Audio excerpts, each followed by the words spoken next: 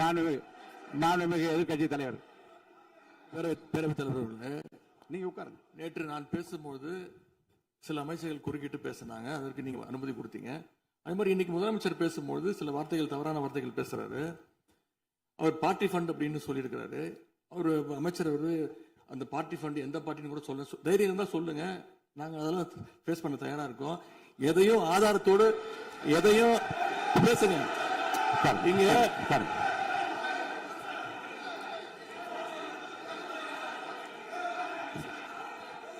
அது மாதிரி பேரவைத் தலைவர் அவர்களே, நேற்று நான் பேசி முடிஞ்சோடனே நீங்க அவை முடிஞ்சிருச்சுன்னு சொல்லிட்டீங்க. நாங்கெல்லாம் வீட்டுக்கு போயிட்டோம். வீட்டுக்கு போய் டிவி போட்டு பார்த்தா அங்க இன்னொரு அமைச்சர் இன்னும் பதில் சொல்லிட்டே இருந்திருக்கிறாரு. அதற்கெல்லாம் நாங்க இப்ப என்ன பதில் இது, என்ன மரபு இது? நீங்க இப்ப பேசிக்கிட்டே இருப்பீங்களா? நாங்க பாத்துக்கிட்டே இருக்கணுமா?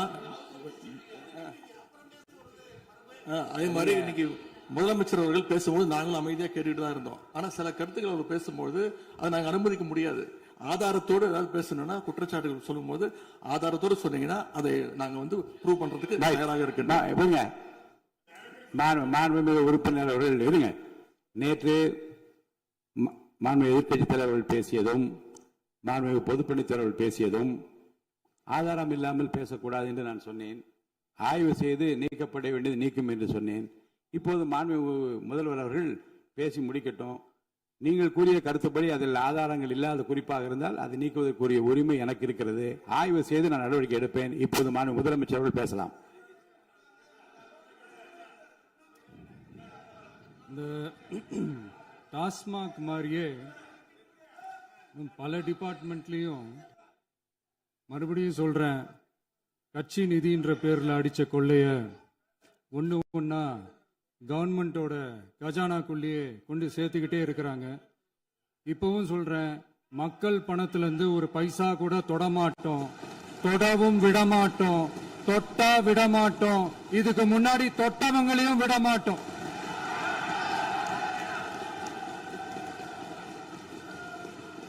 ஒவ்வொரு ஊழலா வெளியில வரும் போலே,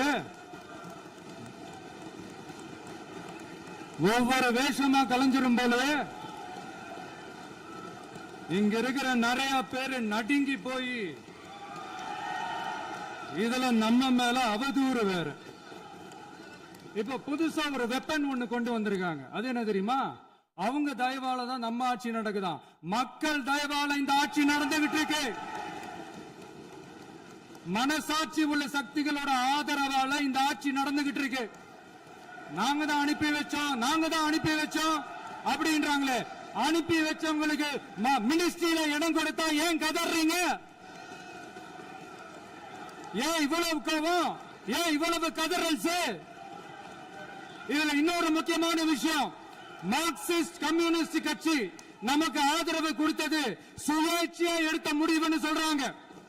அதே மாதிரி இந்திய கம்யூனிஸ்ட் கட்சி நமக்கு ஆதரவு கொடுத்தது சுயேட்சையா எடுத்த முடிவுன்னு சொல்றாங்க. இதுல எங்க இருந்து நாங்க தான் அனுப்பி வச்சோம்னா புரியலையே. மக்களுக்கு நல்லா புரியும். எல்லாத்தையும் தெளிவா பார்த்துக்கிட்டு இருக்கிறாங்க.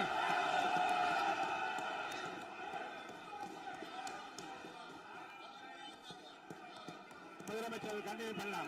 முதலமைச்சர் முதலமைச்சர்